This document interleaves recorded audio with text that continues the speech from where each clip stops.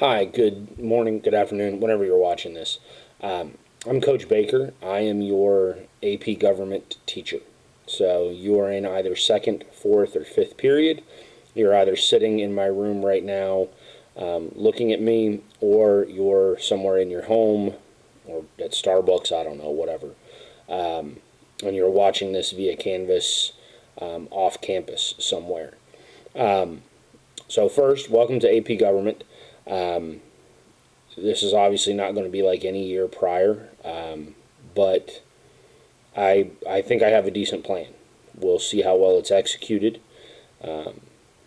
but I feel confident that things will work out well this year. That we'll be able to cover everything that we need to cover. That we'll be able to give you all of the information that you need in order to be successful, but then also that we will be capable of sort of overcoming whatever obstacles or trials arise over the course of the semester. So, in order to do this, right, so the first sort of little trial or the first obstacle that we had to overcome is the fact that I am teaching, depending on the class period, 18 to I think 21 of you face to face, and another 12 to I think 18 of you virtually per class period. So that's a fairly substantial number in both instances. So my class sizes range from the low 30s to the high 30s, just depending on the class period.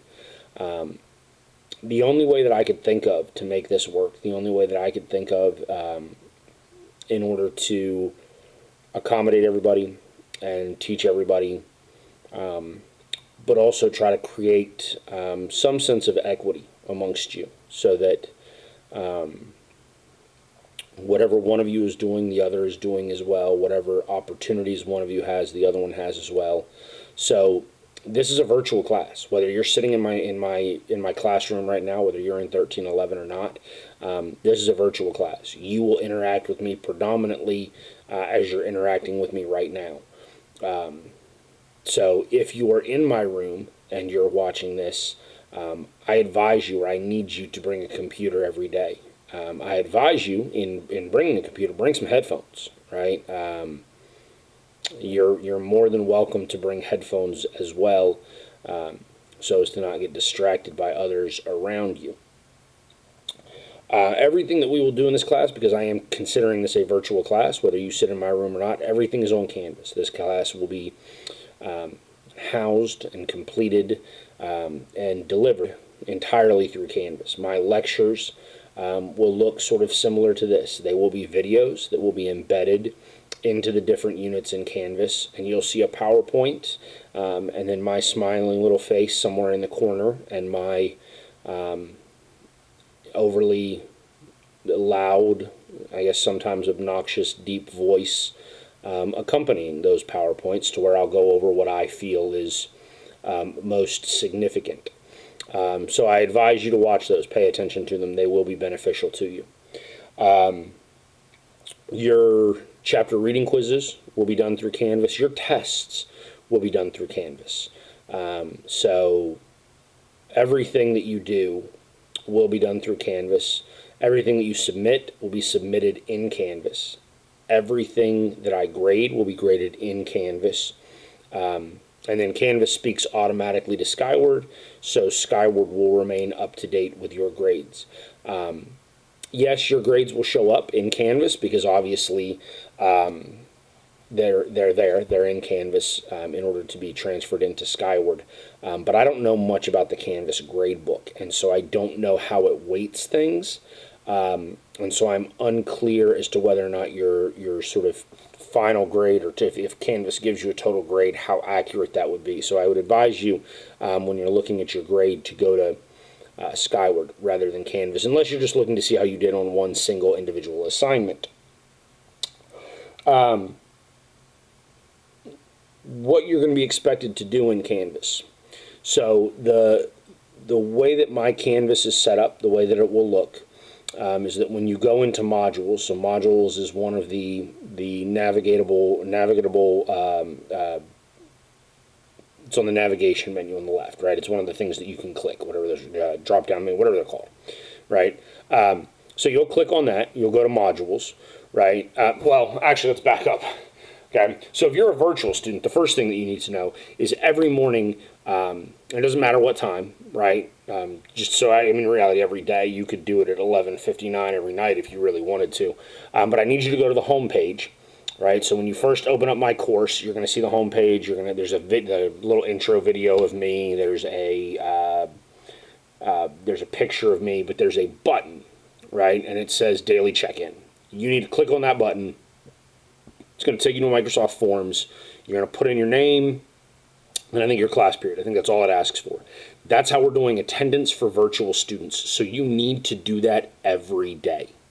Okay? That's not just an expectation for my class. That is an expectation for all classes. So if you are a virtual learner, you must do that. If you are a face-to-face learner and something happens and you don't come to school that day, I would go ahead and go to Canvas and click check in and write your name down and see if they won't give you credit for being present that way so that you can keep your exemptions.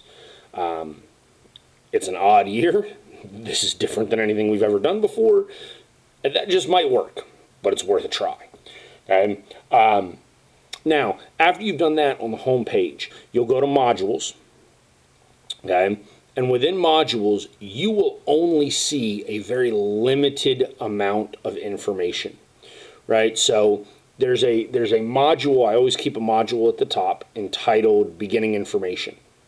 Okay, so your syllabus will be there, information about your textbook will be there, information about AP Classroom will be there, a couple of other little things, right? No content. It's not a content-related module, but it should help you if you get confused or you get lost somewhere along the way. Underneath that will be the module for the unit we are currently engaged in. Okay, so as we begin, right, as we start tomorrow, you'll see Unit 1. You'll click on Unit 1, and underneath that, today. There's stuff open today. There's an assignment today. Okay, so go into that module, and whatever it tells you is open, you're going to do that. Okay, you can only do what is expected of you for that individual day. So I will only unlock or release to you the assignments for that individual day. District policy says you cannot work ahead. So I cannot give you the entire unit. And you can't decide on a Saturday that you're going to sit down for 8 or 10 hours or however long it would take you and knock out the entire unit and then kick your feet up and play Fortnite or whatever it is that you play at home and not engage academically. Okay, so you're only going to be able to see very limited amounts of work or information at a given time. And then every day you'll open those up and you'll have a little thing at the top that says mark as done.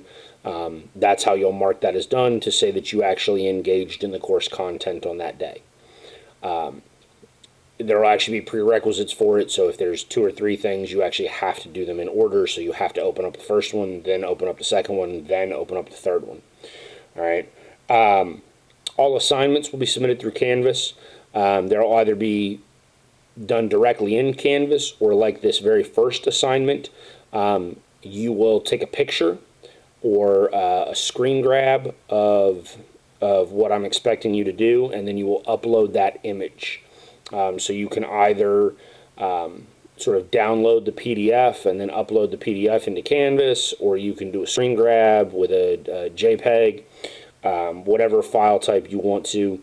You'll upload that into Canvas, and that will be your first actual grade, right? So your first graded assignment is literally you going in and answering, I don't know, I think it's probably about 40 questions that are just your opinion about things. There's no right or wrong answers.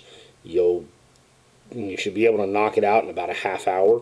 And that should include the amount of time that it takes to read the directions, download or read the directions, answer the questions, download the certificate, and then re-upload or screen grab the certificate and then upload the certificate into Canvas in order to get credit.